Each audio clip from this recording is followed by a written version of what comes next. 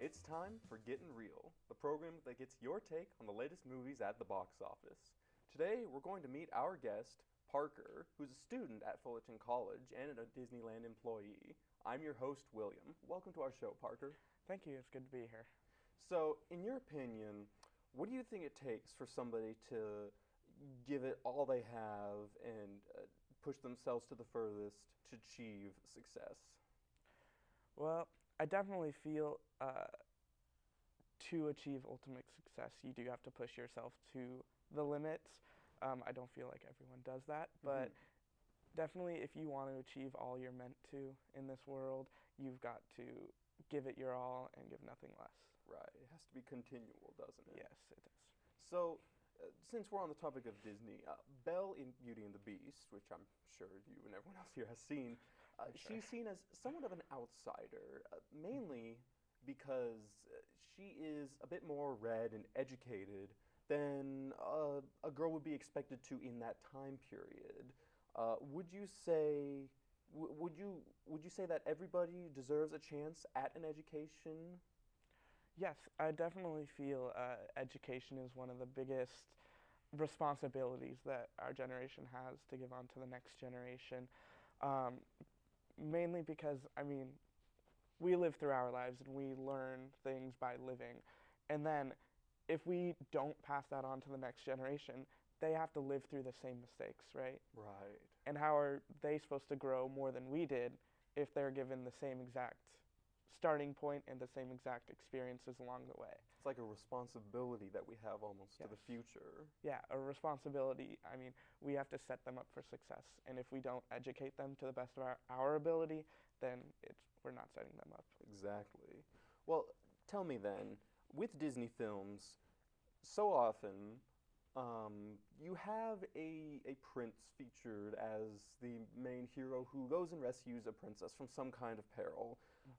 Would you say that these gender roles that perhaps those sort of portray affect society today? I definitely feel like Disney has done a great job of being more inclusive, especially within the last 10 years. I definitely feel like it was more situated towards men saving women, especially with the princesses. But in recent movies, such as Brave with Merida and then Frozen, you have these movies where the women are saving themselves. And it's kind of empowering women, and I believe little girls as well, because they're looking and they're saying, I don't need a man. I need my sister's love, or I need my own love. I need to, fight for myself. And I think that's a really great message that Disney's been sending in recent years. Right, right. So then, Disney, would you say, how has it affected your views personally as a child and into adulthood?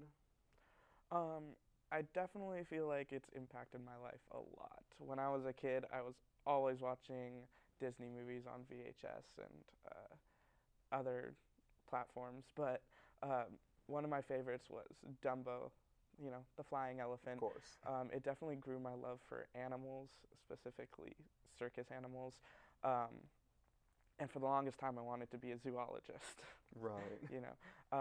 As I've gotten older, my views have changed a little bit, but I still go back to Disney for, those heartfelt emotions that you feel about family, about, how just the world. It's a great, imagination. Seems like most of those stories are just timeless, no matter when you see them. Exactly.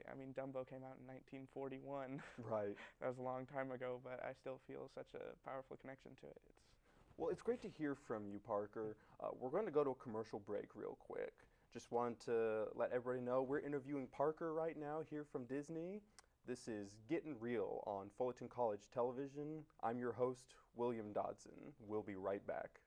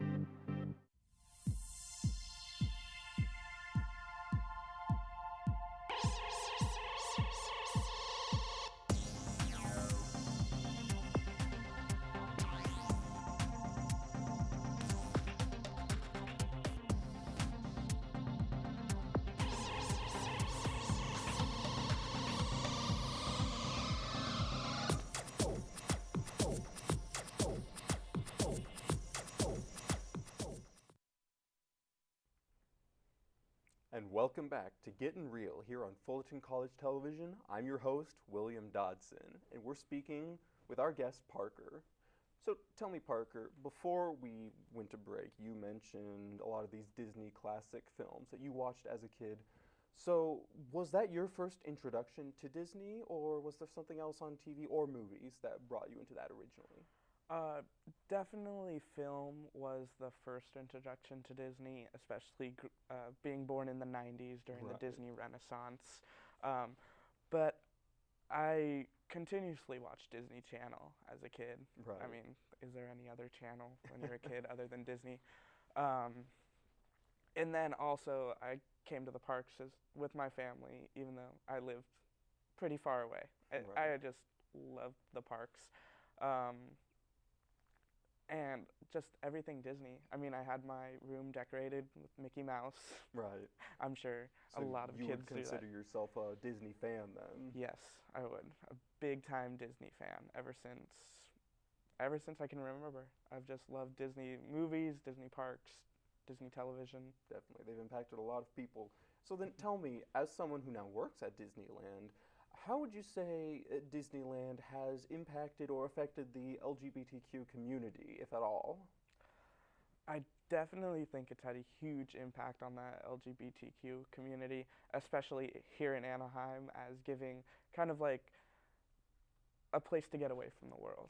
Mm-hmm. We always say our guests are coming not to be reminded of the world we live in, especially Right. the state it's in now, but kind of as a place to get away from the world. They don't want to be reminded of their problems back home. They don't want to be reminded of all the stuff they're going through. What they want is they want a place where their imagination and their kind of sense of wonder can run free. And I think it's really important that we continue to give that to them in these times. Of course. Yes. So I'm sure you've noticed too, recently Disney has been pushing some more empowering female characters in their media. Would you say this is something genuine, that there's real heart behind, or is it just more of an attempt to perhaps cash in on a changing social trend? I definitely don't think it's a way to cash in, mainly because Disney's kind of headlining it. Does that make sense? I feel like Disney, more than any other company, is having more and more females become executives and move towards a more inclusive, not only gender-based, but race-based, Mm-hmm. and, you know, becoming more diverse in themselves as a company.